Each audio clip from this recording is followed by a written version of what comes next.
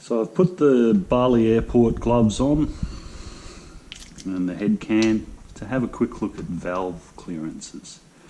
Now, here's one I prepared earlier, a motorcycle engine on the bench, CB125 of course, but I will do another video on actually adjusting the clearances with the motor in the bike, because that's where most of the time you guys will be doing that sort of stuff. Now, your valve train is fairly complex. I mean, you've got a sprocket on the end of the crankshaft here. It goes up on by this chain to this sprocket here. That's how drive's transmitted. As the engine turns, the camshaft, which we can sort of see under there, kind of looks like that. That's your camshaft. That rotates and opens the valves. So we can see that's the inlet valve opening there.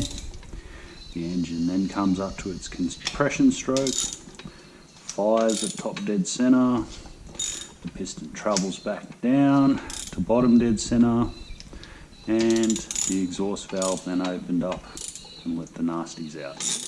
And it does that several thousand times a minute.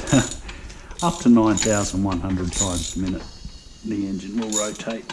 So the camshaft, of course, is timed 2 to 1 to the crankshaft, so it will spin at about 4,500 or so. When we measure the valve clearances, what we're actually measuring is this gap in here. And you can see I'm just poking a feeler gauge in there, and that's a little on the tight side, that one. So what's that gap all about? That's the purpose of this video. Here's a couple of cylinder heads here. Now you can sort of see what we're looking at there. Valve carrier goes on top like that. Obviously we're minus a sprocket here, so you can see a little bit easier. And of course, if you take the springs off so that they're out of the way, what you end up with is this. They're your valves. This is where all the action is. So we'll just pop that on there very carefully.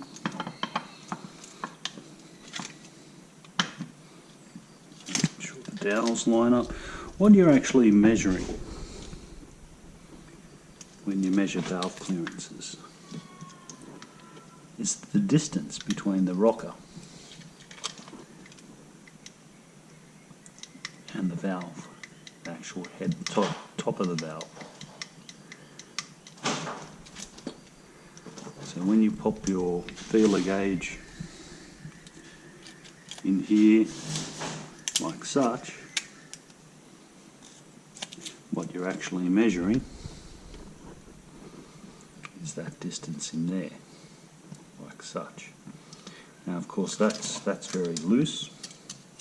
It's very hard without springs to sort of gauge the actual clearance, and you adjust it simply by turning this screw. Now the inlet valve should be about 0.03 of an inch, or 0.08 millimeters, plus or minus 0.01 of a millimeter, and the exhaust should be 0.05 of an inch, or 0.12 of a millimeter. So once again you can see that gap in there.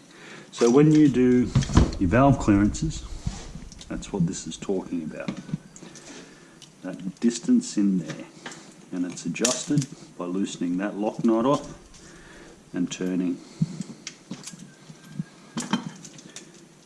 the screw there.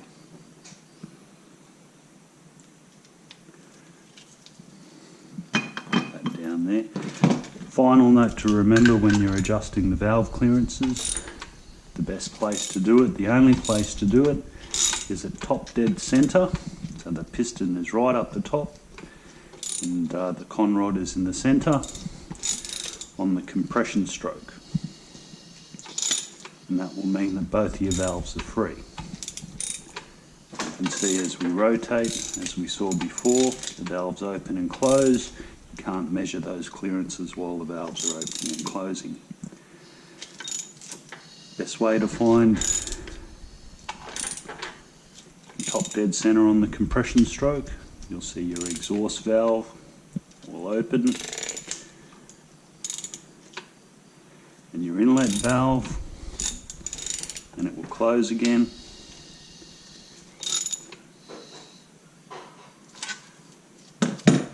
And you'll see that your timing indexes, as we saw before, that will be absolutely flat. And the bolts there will be absolutely level. And that's where it's done and why it's done.